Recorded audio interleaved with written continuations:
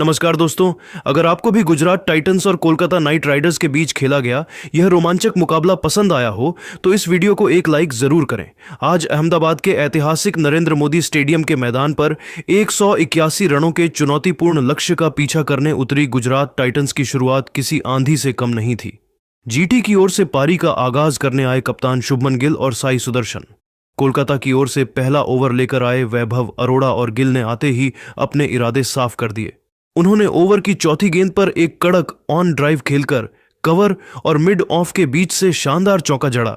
दोस्तों, आईपीएल 2026 का 25वां और अब तक का सबसे रोमांचक सांसों को रोक देने वाला महामुकाबला आज अहमदाबाद के मैदान पर खेला गया।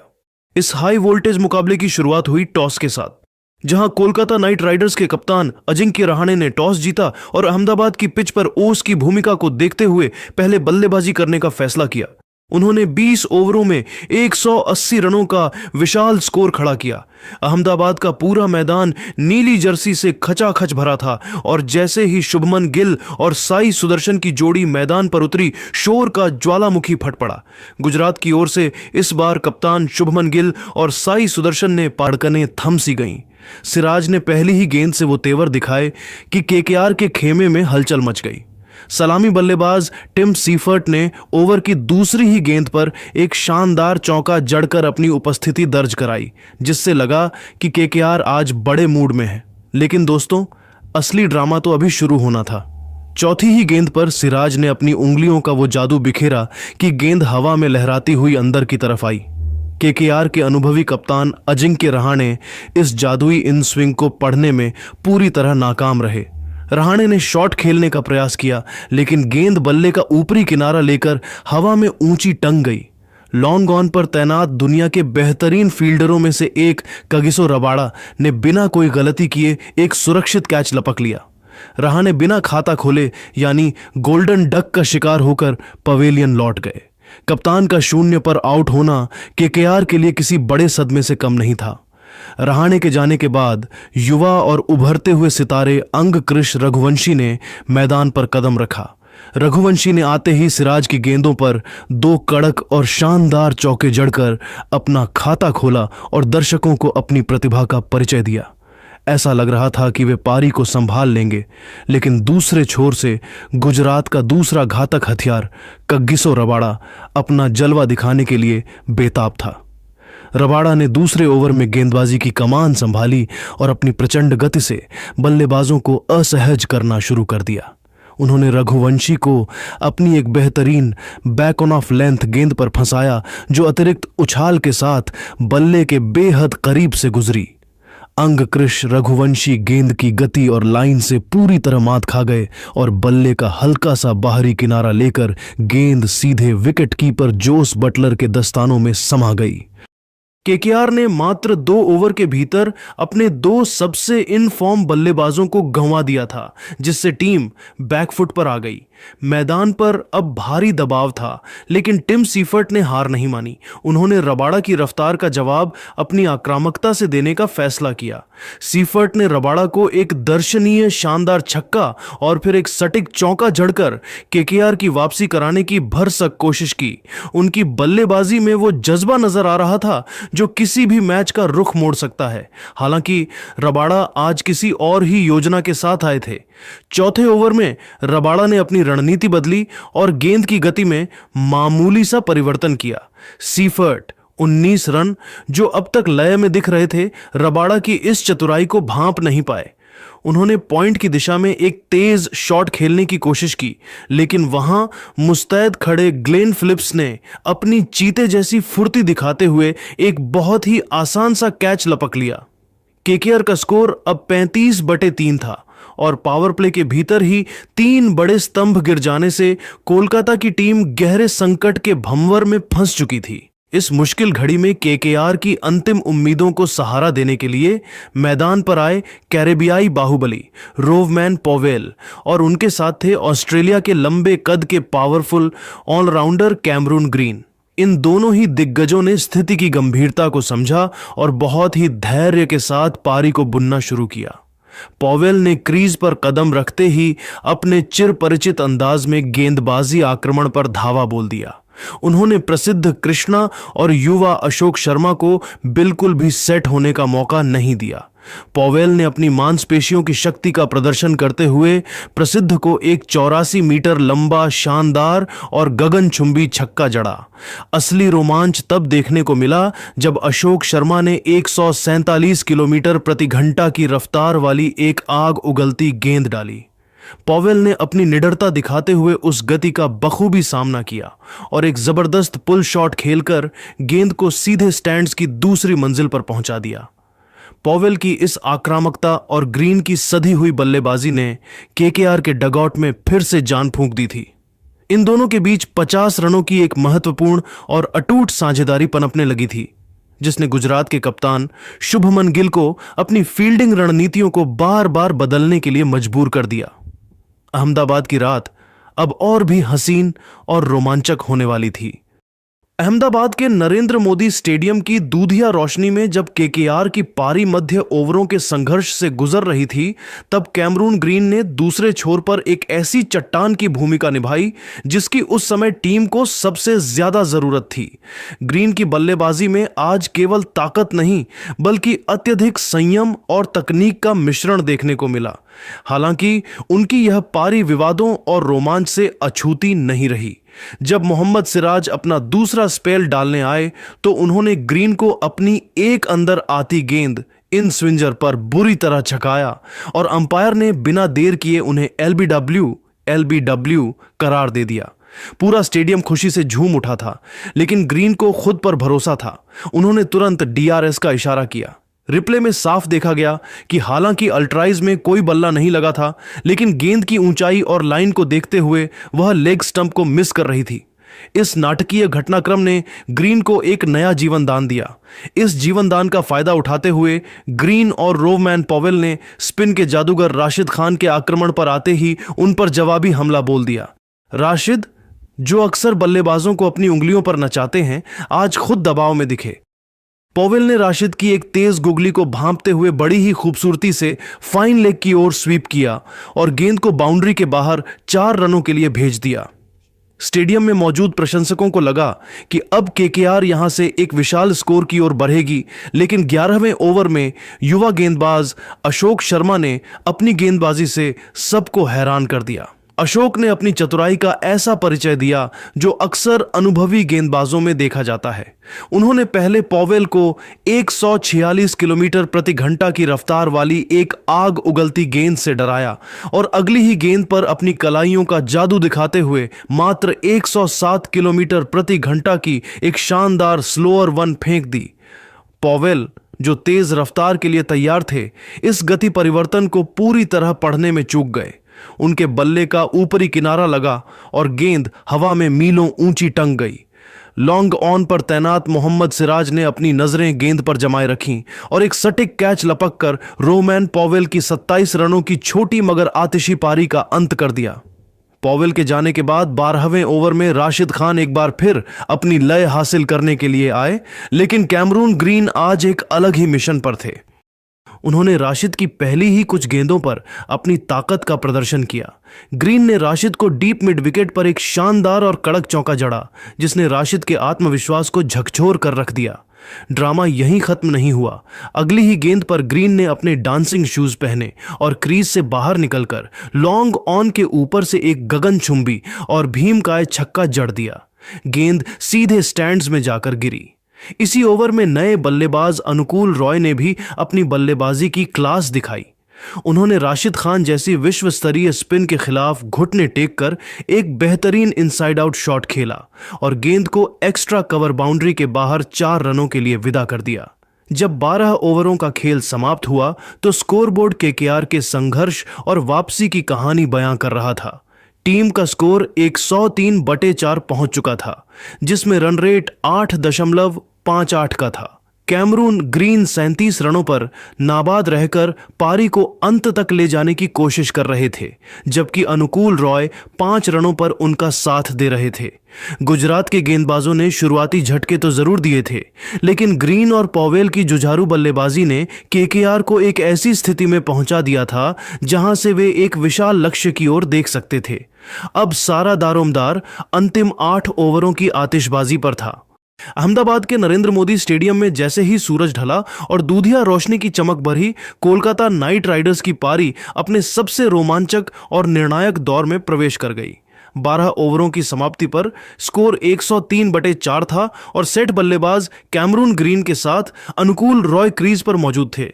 पारी का 13वां ओवर लेकर आए अशोक शर्मा, लेकिन ग्रीन आज किसी और ही ग्रह की बल्लेबाजी कर रहे थे।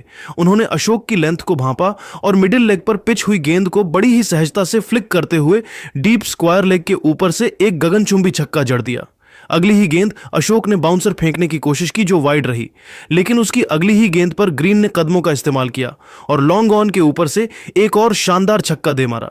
इसी ओवर में 2 रन लेकर कैमरून ग्रीन ने अपना शानदार अर्धशतक पूरा किया, जिसका डगआउट में उनके साथियों ने खड़े होकर अभिवादन किया। अहमदाबाद के नरेंद्र मोदी स्टेडियम की विशाल बाउंड्री और दूधिया रोशनी के बीच जब मुकाबला अपने सबसे निर्णायक मोड़ पर पहुंचा, तब पारी का 14वां ओवर इतिहास रचने के लिए तैयार था। गेंदबाजी के मोर्चे पर दुनिया के सबसे खतरनाक लेग स्पिनर राशिद खान वापस आए थे, जिनका खौफ बल्लेबाजों के मन में अक्सर रहता है, लेकिन आज कैमरून ग्रीन के इरादे किसी अभेद्य चट्टान की तरह मजबूत थे। राशिद की पहली ही गेंद पर ग्रीन ने अपनी ताकत का ऐसा जबरदस्त प्रदर्शन किया कि पूरी दुनिया देखती रह गई। उन्होंने बैकफुट पर जाकर अपनी मांसपेशियों के जोर से गेंद को मिड विकेट बाउंड्री के मीलों पार एक कड़क और भीमकाय छक्का जड़ दिया। इसके बाद की 2 गेंदों पर किस्मत भी ग्रीन पर पूरी तरह मेहरबान दिखी। पहले एक तेज गेंद पर उनके बल्ले का बाहरी किनारा लगा और गेंद जोस बटलर को छकाते हुए चौके के लिए निकल गई। अगली ही गेंद पर वॉशिंगटन सुंदर ने डीप मिड विकेट पर उनका एक अविश्वसनीय और आसान सा कैच टपका दिया। यह न केवल ग्रीन को मिला एक बड़ा जीवनदान था, बल्कि गेंद उनके हाथों से छिटक कर बाउंड्री के पार चली गई, जिससे केकेआर को एक और चौका मिल गया। राशिद खान जैसे विश्व स्तरीय गेंदबाज के एक ही ओवर में 16 रन बटोरना कोलकाता नाइट राइडर्स के लिए किसी जादुई टॉनिक से कम नहीं था। हालांकि गुजरात टाइटंस जैसी चैंपियन टीम हार मानने वालों में से नहीं थी। 15वें ओवर में तेज गेंदबाज प्रसिद्ध कृष्णा ने वापसी का जोरदार बिगुल फूंका। उन्होंने अपनी लंबाई का फायदा उठाते हुए एक अतिरिक्त उछाल वाली डेक हिट गेंद डाली, जिस पर अनुकूल रॉय 9 ने ड्राइव करने का प्रयास किया, लेकिन गेंद की गति और उछाल ने उन्हें छकाया और बल्ले का मोटा बाहरी किनारा लेकर गेंद सीधे विकेट कीपर जोस बटलर के दस्तानों में सुरक्षित समा गई। अनुकूल के आउट होने के बाद मैदान पर कदम रखा केकेआर के सबसे बड़े फिनिशर रिंकू सिंह ने। पूरे स्टेडियम को उम्मीद थी कि आज रिंकू का बल्ला आग उगलेगा, लेकिन नियति को आज कुछ और ही मंजूर था। कगिसो रबाडा ने आते ही अपनी सटीक लाइन और तेज रफ्तार से रिंकू एक को पूरी तरह बांध दिया। रबाडा की एक बाहर निकलती गेंद पर रिंकू ने बल्ला अड़ाया और बटलर ने अपनी दाईं ओर डाइव लगाकर एक और शानदार कैच लपका। केकेआर अब 118/6 के स्कोर पर गहरे संकट के भंवर में फंस चुकी थी, लेकिन रामदीप सिंह ने आते ही रबाडा को फाइन लेग के ऊपर से एक अत्यंत दर्शनीय और साहसी छक्का जड़कर दबाव को कुछ कम किया। अहमदाबाद की वह शाम अब अपने सबसे रोमांचक और अंतिम पड़ाव की ओर अग्रसर थी, जहां पारी का 17वां ओवर किसी हाई वोल्टेज थ्रिलर फिल्म के क्लाइमैक्स की तरह उतार चढ़ाव से भरा रहा। स्ट्राइक पर मौजूद रामदीप सिंह ने युवा गेंदबाज अशोक शर्मा का स्वागत अपनी आक्रामकता से किया और ओवर की पहली 2 गेंदों पर 2 शानदार और कड़क चौके जड़कर गुजरात टाइटंस के खेमे में हलचल मचा दी। लेकिन अशोक शर्मा ने यहां अपने अनुभव और चतुराई का बेजोड़ नमूना पेश किया। उन्होंने तुरंत अपनी रणनीति बदली और अगली गेंद अपनी प्रसिद्ध स्लोअर 1 धीमी गेंद के रूप में डाली। रामदीप सिंह 17 गेंद की गति के इस चकमे को पढ़ने में पूरी तरह चूक गए और शॉट को हवा में बहुत ऊंचा खेल बैठे। लॉन्ग ऑन पर तैनात मोहम्मद सिराज ने चीते जैसी फुर्ती दिखाते हुए पीछे की ओर दौड़ते हुए एक सटीक कैच लपका और रामदीप की पारी का अंत कर दिया। इसके बाद क्रीज पर अनुभवी सुनील नरेन आए, लेकिन आज उनका खाता तक नहीं खुल सका। अगले ही ओवर में सिराज ने अपनी रफ्तार का जादू बिखेरा और एक सटीक फुल लेंथ गेंद डाली, जिसे नरेन ने बैकवर्ड पॉइंट के ऊपर से स्लाइस करने की कोशिश की। वहां मुस्तैद खड़े ग्लेन फिलिप्स ने सुपरमैन की तरह हवा में उड़ते हुए एक अद्भुत डाइविंग कैच लपका और केकेआर को 8वां झटका देकर स्टेडियम को सन्न कर दिया। विकेटों के इस लगातार गिरते पतझड़ और भारी दबाव के बीच कैमरून ग्रीन दूसरे छोर पर एक अकेले योद्धा की तरह खड़े होकर टीम के सम्मान के लिए संघर्ष कर रहे थे। अंतिम ओवरों में केकेआर के पुछल्ले बल्लेबाजों ने भी साहस दिखाया और कुछ महत्वपूर्ण रन जोड़े। 19वें ओवर में कार्तिक त्यागी ने मोहम्मद सिराज की 145 किलोमीटर प्रति घंटा की तेज गेंद पर एक अविश्वसनीय और गगनचुंबी छक्का जड़कर टीम का स्कोर 170 के पार पहुंचा दिया, जिसने गुजरात के खेमे में चिंता की लकीरें खींच दी। लेकिन अगली ही गेंद पर एक भारी गलतफहमी और खराब कॉल के चलते त्यागी रनआउट होकर पवेलियन लौट गए।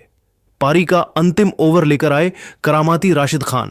इस ओवर की चौथी गेंद पर बड़ा ड्रामा हुआ।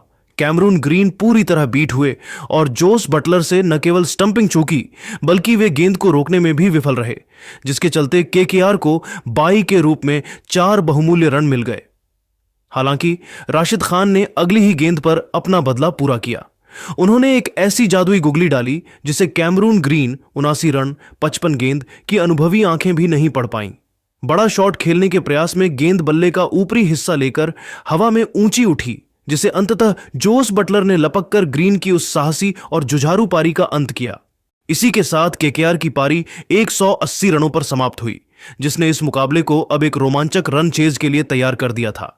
इसी के साथ कोलकाता नाइट राइडर्स की पारी 180/10 के एक सम्मानजनक स्कोर पर समाप्त हुई। केकेआर ने अंतिम ओवरों में तेजी से रन बनाने की होड़ में अपने कई कीमती विकेट जरूर गंवाए, लेकिन कैमरून ग्रीन की उस 79 रनों की साहसी, विस्फोटक और शानदार पारी ने टीम को एक ऐसी संजीवनी दे दी थी जिसे अहमदाबाद के विशाल मैदान पर डिफेंड किया जा सकता था। गुजरात टाइटंस के लिए कगिसो रबाड़ा 3 विकेट और राशिद खान की भूमिका मुख्य रही, जिन्होंने अंतिम समय में केकेआर को 200 के आंकड़े तक पहुंचने से रोक दिया। अब पूरी दुनिया की नजरें गुजरात टाइटंस के बल्लेबाजों पर टिकी थीं कि क्या वे 181 रनों के इस हिमालयी लक्ष्य को हासिल कर पाएंगे या फिर केकेआर के गेंदबाज अपनी सटीक लाइन और फिरकी के जादू से मैच का पासा अपनी ओर पलट लेंगे। नरेंद्र मोदी स्टेडियम में आज की रात अभी और भी कई रंग दिखाने के लिए तैयार थी।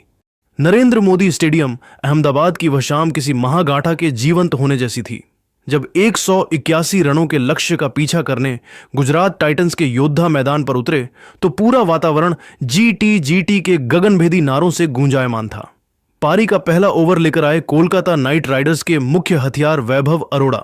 वैभव अपनी लहराती स्विंग और सटीक लाइन लेंथ के लिए विश्व विख्यात हैं, लेकिन आज उनका सामना उस खिलाड़ी से था जिसे दुनिया नरेंद्र मोदी स्टेडियम का प्रिंस कहती है, शुभमन गिल। गिल आज किसी साधारण मूड में नहीं बल्कि एक ऐतिहासिक मिशन पर आए थे। उन्होंने वैभव की चौथी ही गेंद पर अपनी क्लास दिखाते हुए एक ऐसा स्टेटमेंट ऑन ड्राइव जड़ा कि गेंद रॉकेट की रफ्तार से कवर और मिड ऑन ऑफ के बीच से सीमा रेखा के पार चली गई। असली आतिशबाजी शुरू हुई दूसरे ओवर में, जब कप्तान रहाणे ने गेंद तेज गेंदबाज कार्तिक त्यागी को थमाई। शुभमन गिल ने यहां अपना रौद्र रूप धारण कर लिया। उन्होंने त्यागी की गति का बखूबी इस्तेमाल किया और लगातार 2 गेंदों पर 2 अविश्वसनीय और कड़क चौके जड़े। दूसरा चौका तो इतना लाजवाब और कलात्मक था कि शॉट मारने के बाद गिल ने अपना पोज कुछ सेकंड तक होल्ड किया, जैसे किसी चित्रकार ने अपनी सर्वश्रेष्ठ कृति बनाई हो। यह दृश्य देखकर पूरा अहमदाबाद स्टेडियम झूम उठा।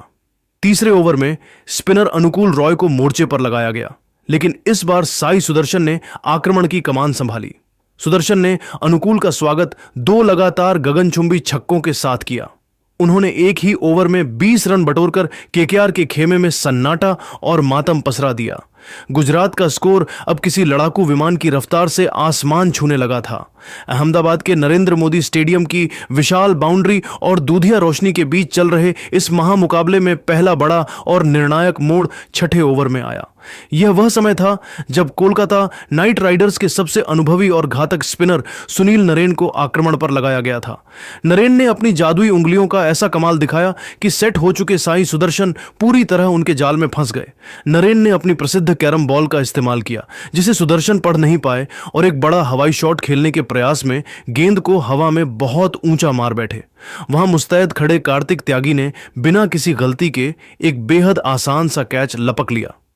केकेआर के खेमे में जश्न का माहौल था और उन्हें लगा कि वे अब मैच में वापसी कर लेंगे, लेकिन उनकी यह खुशी बहुत ही क्षणभंगुर और छोटी साबित हुई। सुदर्शन के आउट होते ही मैदान पर कदम रखा विश्व क्रिकेट के सबसे आक्रामक बल्लेबाजों में से एक जोस द बॉस बटलर ने क्रीज पर आते ही अपनी पहली ही कुछ गेंदों पर सुनील नरेन जैसे दिग्गज गेंदबाज की लय बिगाड़ दी।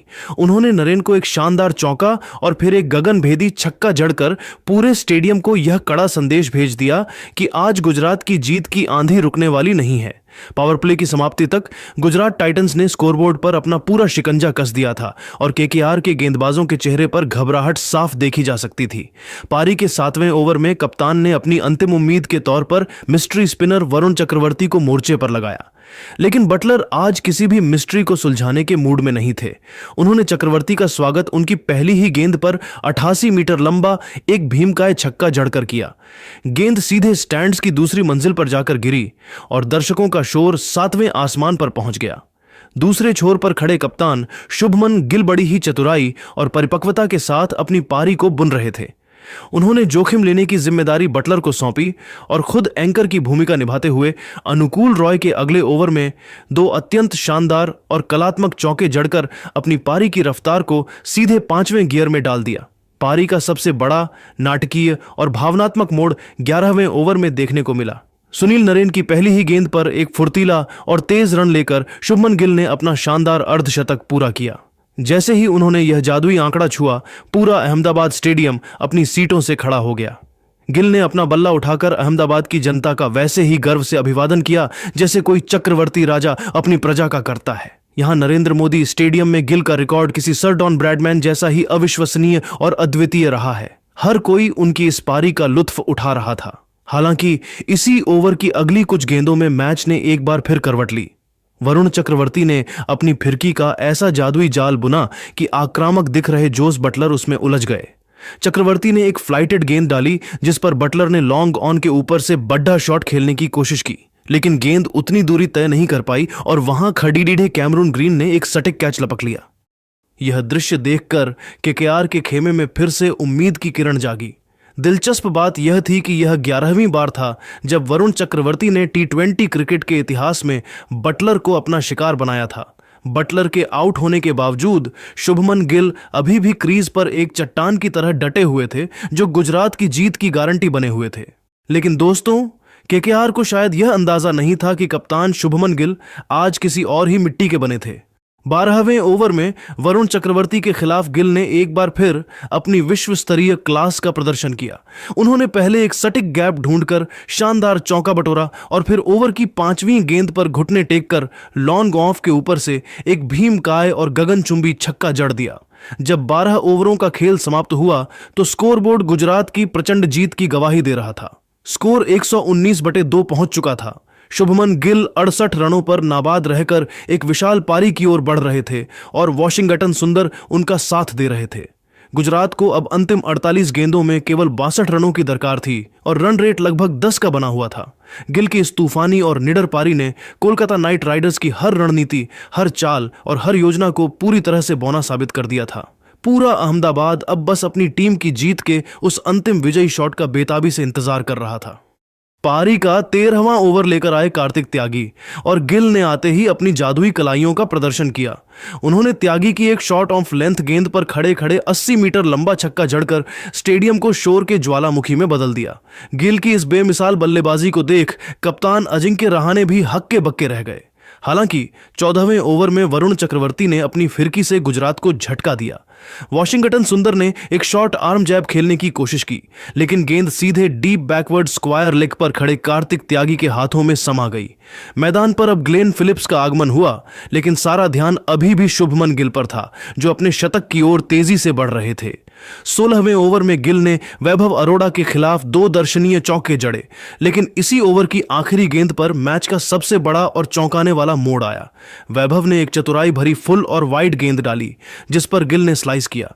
बाउंड्री पर मौजूद कैमरून ग्रीन ने अपनी लंबी कद का फायदा उठाते हुए दौड़ते हुए एक हैरत अंगेज कैच लपका और शुभमन गिल की जादुई पारी का अंत कर दिया।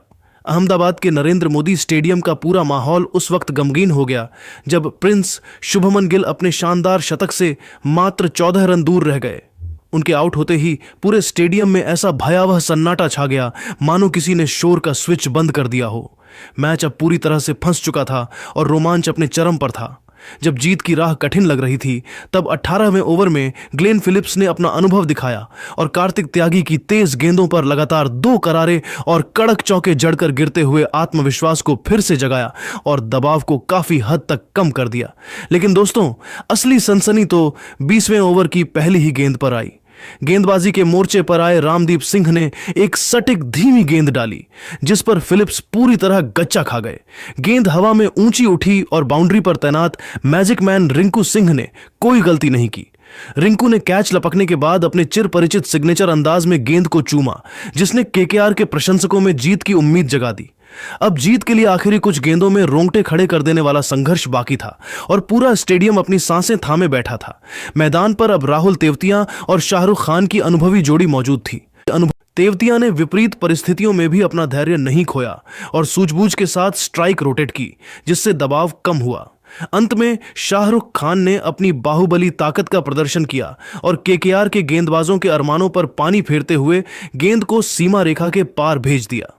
19.4 ओवर में गुजरात टाइटंस ने 181 रन बनाकर 5 विकेट से एक यादगार और ऐतिहासिक जीत दर्ज की।